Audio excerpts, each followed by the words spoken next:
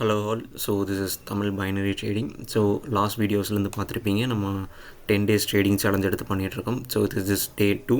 So last couple of days எடுத்த ட்ரேட்ஸ் வந்து என்னால் வந்து போட முடியல, பிகாஸ் நான் வெளியே இருந்தனால என்னால் வந்து எடிட் பண்ண முடியல. ஸோ இன்றைக்கி November 1, இன்றைக்கி சில ட்ரேட்ஸ் எடுத்தேன். அண்ட் தென் நான் வந்து அதை வந்து வித்ராவும் போட்டுட்டேன். ஒன்று நல்லா புரிஞ்சுங்க, ஒலிம் ட்ரேடில் வந்து லைவ் அக்கௌண்ட்டில் மட்டும்தான் ஐஎன்ஆர் இருக்கும், டெமோ அக்கௌண்ட்டில் இருக்காது. ஸோ உங்களுக்கு நல்லாவே தெரியும்னு நினைக்கிறேன். ஸோ நான் வந்து டெமோவில் தான் பண்ணுறேன் அப்படின்னு யாரும் நினச்சிக்கோங்க, நான் லைவில் தான் பண்ணுறேன். பட் என்னால் காமிக்க முடியாது. அண்ட் தென் இன்றைக்கி பார்த்திங்கன்னா இன்றைக்கி டோட்டலாக பார்த்திங்கன்னா ஒரு 7 ட்ரேட் எடுத்துட்டேன். ஸோ 7ல் எனக்கு 2 லாஸ், அண்ட் தென் 7ல் 2 லாஸ், 5 ப்ராஃபிட் வந்து வந்திருக்கும்.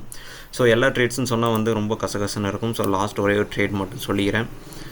So this is my last trade. So இந்த ட்ரேடில் வந்து ஒரு ஸ்ட்ராட்டஜி இருக்குது. இந்த ஏரியாவில் தப்பாக காமிக்கும். இந்த ஏரியாவில் நான் கால் ஆப்ஷன் தான் போயிருக்கேன், பட் இந்த ஏரியாவில் புட் மாதிரி காமிக்குது. So this is இரர். ஸோ இந்த ஏரியாவில் நான் இந்த கேண்டில் கால் தான் போயிருக்கேன். ஸோ இங்கே நீங்கள் நல்லா பார்த்தா தெரிஞ்சிருக்கும், இந்த ஏரியாவில் வந்து நல்ல ஒரு ஸ்ட்ராங் லெவல் இருந்துச்சு பாஸ்ட்டில். அந்த ஏரியாவை பிரேக் பண்ணதுக்கப்புறம் ஆஃப்டர் ரீட்ரேஸ்மெண்ட் செல்லர் ஸ்ட்ராங்காக இருந்திருக்கான். ஏன்னா தான் செல்லர் ஸ்ட்ராங்காக இருந்திருந்தாலும் இந்த கேண்டலில் பையரோட ஃபைட் வந்து இருக்குது. Sorry, wait a second. இந்த கேண்டலில் பையரோடைய ஃபைட் வந்துருக்கு. ஏன் பையரோட ஃபைட் இருக்குதுன்னு சொல்கிறோன்னா, இந்த ஏரியா வரைக்கும் பையர்ஸ் வந்து கொண்டு போயிருக்கான். ஆஃப்டர் தட் இங்கேருந்து ரிஜெக்ஷன் கொடுத்து செல்லர் இருந்து க்ளோஸ் பண்ணாலும் அவனால் வந்து ஓப்பனிங் பாயிண்ட் கிட்ட தான் க்ளோஸ் பண்ண முடியுதே தவிர இப்படி ஒரு கேண்டலை வந்து செல்லர்ஸ்னால் மேக் பண்ண முடியலை.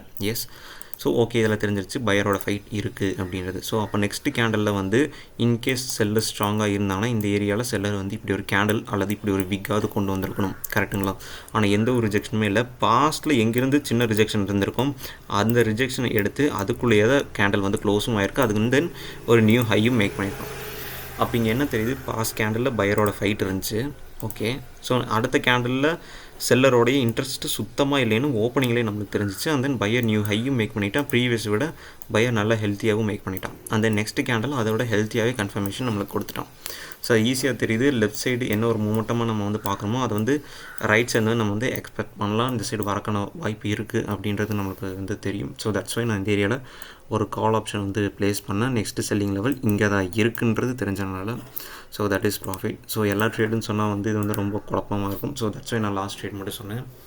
ஸோ இது போல் உங்களுக்கு வந்து டெய்லி ட்ரேட்ஸ் எடுக்கக்கூடிய வீடியோஸ் வேணுன்னா just subscribe and then subscribe and then like போட்டு வச்சுக்கோங்க.